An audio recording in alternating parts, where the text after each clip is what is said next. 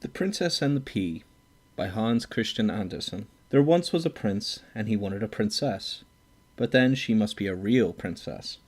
He traveled all over the world to find one, but there was always something wrong. There were plenty of princesses, but whether they were real princesses he had great difficulty in discovering. There was always something which was not quite right about them.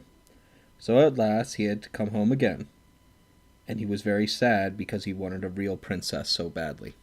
One evening there was a terrible storm. It thundered and lightened, and the rain poured down in torrents. Indeed, it was a fearful night.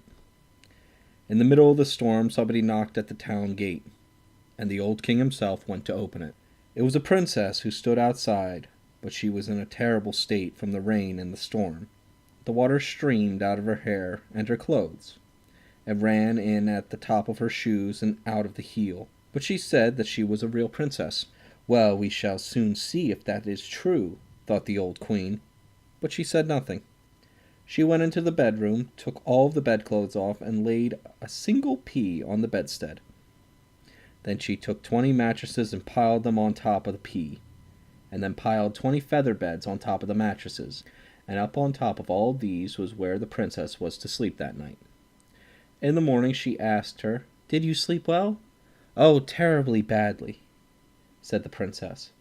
"I hardly closed my eyes the whole night. Heaven knows what was in the bed. I seemed to be lying on something very hard, and my whole body is black and blue this morning. It was terrible." They saw at once that she must be a real princess when she had felt the pea through 20 mattresses and 20 feather beds. Nobody but a real princess could have skin so delicate.